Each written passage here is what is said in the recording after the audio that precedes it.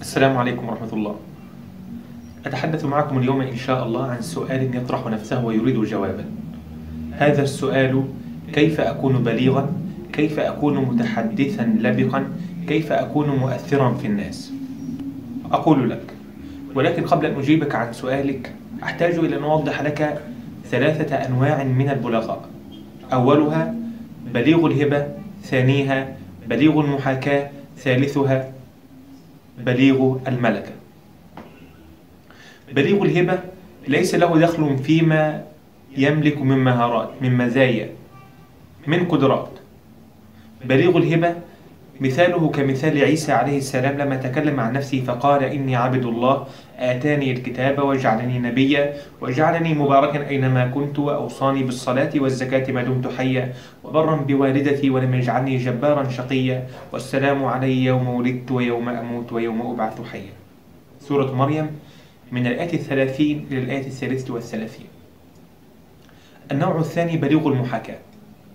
بليغ المحاكاة رجل يقلد رجلا بليغا أسلوبا وعلما، وقوفا ومشيا، ثبوتا وحركة. هذا الرجل من الأفضل ألا يكثر من تقليده. لماذا؟ لأن له بصمة خاصة تميزه عن غيره، لأنه لا ينبغي له أن يكون إمعة، لأنه نسيج وحده، لأن من تحلى بغير ما هو فيه فضحته شواهد الامتحان. النوع الثالث بليغ الملكة، بليغ الاكتساب، بليغ المعرفة، بليغ العلم، بليغ البذل، بليغ العطاء. هذا الرجل لما يكن يعرف شيئا عن البلاغة ثم عرف، لما يكن يستطيع أن يؤثر في آخرين ثم استطاع بعد ذلك أن يؤثر في الآخرين. كي يصل إلى مراده يحتاج إلى مفاتيح 10. أولها الإيضاح. الإيضاح أول طريق التأثير في الناس. كما أن الصبح هو أول النهار، فإن الإيضاح هو أول البلاغ. تعلم أن تفصح عن ذاتك، توضح مرادك من غير لبس أو غموض أو اضطراب. الأمر الثاني العلم. ليس العلم بمعناه الواسع، ولكن العلم أقصد به المعنى الإجمالي، الخلفية الثقافية التي تكونها حول موضوع ما. خلفيتك الثقافية التي تكونها حول موضوع ما هي ما تجعلك بليغا. وتذكر أن البلاغة ما هي إلا تصوير مبني على تصور، والتصور هو الخلفية الثقافية العلمية التي حصلتها من قراءاتك وسماعك ومعرفتك وخبرتك. النوع الثالث التنظيم. نظم كلامك، رتب أفكارك، واعلم أن خير الكلام ما كان كالعقد المنظوم. اصنع نوع من التناسب، من التوفيق، من الائتلاف، من المؤاخاة بين كلامك، واعلم أنك ستصل بذلك إلى مرادك بإذن الله. المفتاح الرابع هو القواعد. أنت تحتاج إلى القواعد البلاغية، وتذكر أن القواعد البلاغية ليست غاية في ذاتها، إنما هي وسيلة يستعان بها في الوصول إلى المراد. من وقت لآخر خذ قاعدة بلاغية، أتقنها معرفة، ثم مارسها، ثم طبق عليها، اجعلها ممتزجة بدمك، مشوبة بأسلوبك، واعلم أنك ستصل بإذن الله. وتذكر أن القاعدة ليست غاية في ذاتها، إنما هي وسيلة، وتذكر أنها ما هي إلا إيقاظ لملكتك وتنبيه لموهبتك. المفتاح الخامس الذي عندنا هو الحفظ. الحفظ، نعم الحفظ. الحفظ لا يقف في العلم فقط، لا يقف عند العلم، ولكن الحفظ أيضا متصل بالبلاغة. درب نفسك من وقت لآخر على حفظ مقولات، على حفظ حكم، على حفظ موضوعات، فإنك تستعين بهذه الحافظة القوية وبهذا المحفوظ الضخم الذي تحفظه على أمور كثيرة.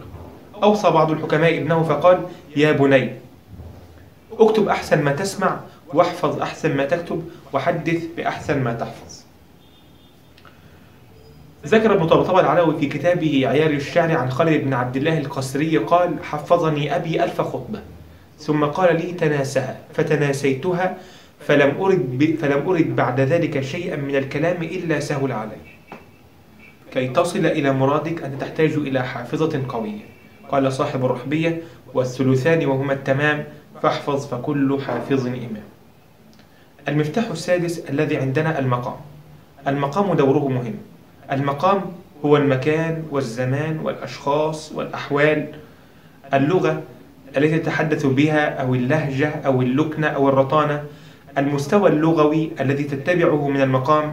أتتحدث بفصحى التشريع أم فصحى التراث أم فصحى المعاصرين، أم أنت تتحدث بعامية المثقفين أم بعامية الأميين أم بعامية المتنورين. كل مستوى من المستويات أنت بنيته بناء على المقام. مظهرك وطريقتك وابتداؤك وتخلصك ما هو إلا مراعاة للمقام. المقام، انتبه للمقام، فلكل مقام مقال. المفتاح السابع الذي عندنا الإشارة. نعم، الإشارة.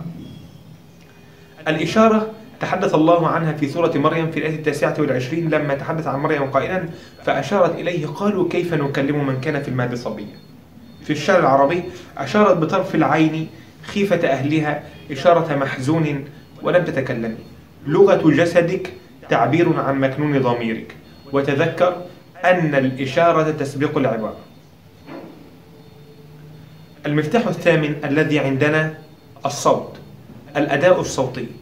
صوتك الذي تنطق به، تؤثر به في الناس، تصنع به نوعا من التنغيم، تضغط على بعض الكلمات، تصنع نوعا من النبر.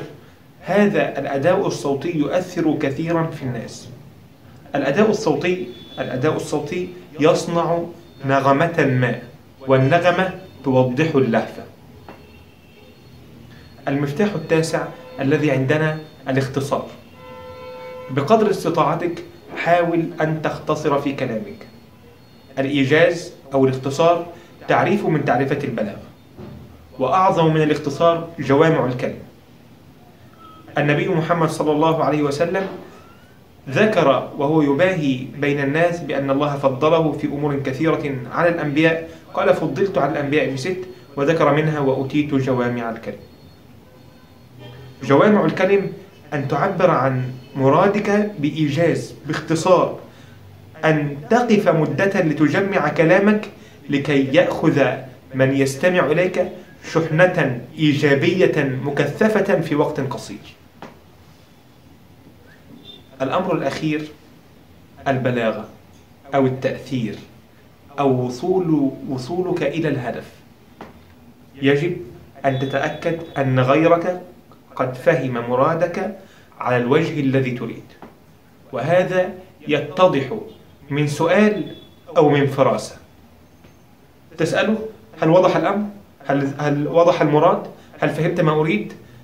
هل هناك أي سؤال؟ هل هناك شيء غامض؟ هناك لبس؟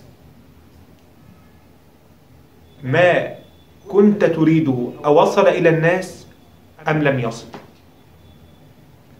أو الفراسة أن تنظر إلى الآخرين فترى في وجوههم ما كنت تريده من قبل. واعلم أنه أمر عظيم، إن في ذلك لآيات للمتوسمين. سورة الحجر الآية 75. هذه هي المفاتيح بإيجاز. البلغاء 3: بليغ هبة، بليغ محاكاة، بليغ ملكة. المفاتيح 10: أولها الإيضاح، ثانيها العلم، ثالثها التنظيم، رابعها القواعد، خامسها الحفظ، سادسها المقام، سابعها الإشارة، ثامنها الأداء الصوتي، تاسعها الاختصار أو جوامع الكلم، عاشرها التأثير أو البلاغ. هذا ما كنت أريد أن أحدثك فيه. نفعك الله بما فيه.